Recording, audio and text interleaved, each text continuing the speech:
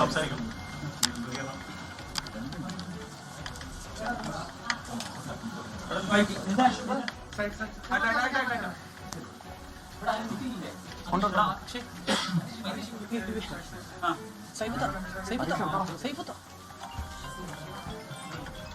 ഈ ഒടുവേ ന്യായപ്പെട്ട സത്യത്തിനും നീതിക്കും ന്യായത്തിനും യോജിച്ച ജഡ്ജിമെന്റ് വിധി. ഇതെല്ലാം വേറെ വിധി ഞങ്ങൾക്ക് ഒക്കത്തില്ല. തീർച്ചയായിട്ടും പോകില്ല. അപ്പീൽ ഹൈക്കോടതിയിലും സുപ്രീം കോർട്ട് പോകും, അതിനപ്പുറം കൂടെ അവിടെ പോകും. കള്ളത്തിൽ കൊണ്ട് മാത്രമേ കേസ് ജയിക്കാൻ പോകും. ഈ വിധി പ്രതീക്ഷിച്ചിരുന്നോ? വിധി ന്യായമായിട്ട് വിധി ഉണ്ടായി പ്രതീക്ഷിച്ചത്, അല്ലാതെ ഇത് വേറെ വിധി നടക്കാൻ പ്രയാസമാണ്. തീർച്ചയായിട്ടും ഉണ്ടല്ലോ. അവർ പറയുന്നവരെല്ലാം ശിക്ഷിക്കണം. അവരല്ലല്ലോ പറഞ്ഞു ദിലീപിൻ്റെ കാര്യം.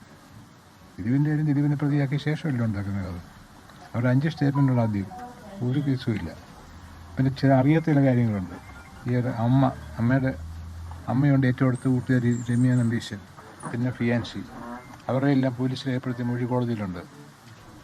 അമ്മയെ വിസ്തരിച്ചില്ല, രമ്യ നമ്പീശനെ വിസ്തരിച്ചു, മറ്റേ വിസ്തരിച്ചു.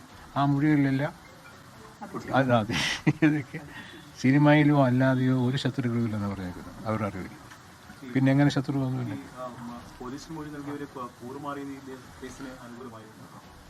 കൂറുമാറിയെന്ന് പറഞ്ഞാൽ കള്ളമൊഴി പോലീസ് രേഖപ്പെടുത്തിയ മൊഴിയൊന്നും സത്യമല്ലല്ലോ.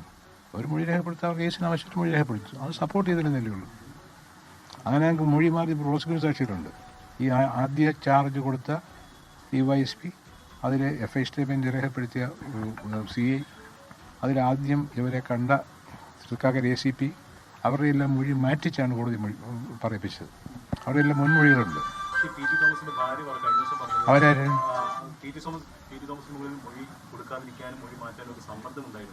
അങ്ങേർക്കൊന്നും അറിയില്ലല്ലോ. അങ്ങേരെ കൊണ്ട് എന്ത് മൊഴി പറയാനാ? അങ്ങേർക്ക് എന്ത് മൊഴി പറയാനാ PT തോമസിന്? തീർച്ചയായിട്ടും ഇല്ലേ. കേസിന് മൊത്തം ഞാൻ കേസ് നടത്തിയ ആളല്ലേ, മൊത്തം വായിച്ച എനിക്കറിയാം.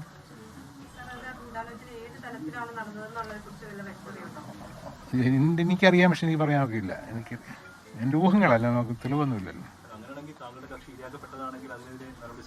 അതാലോചിക്കാം. ജഡ്ജ്മെൻ്റ് കാണട്ടെ.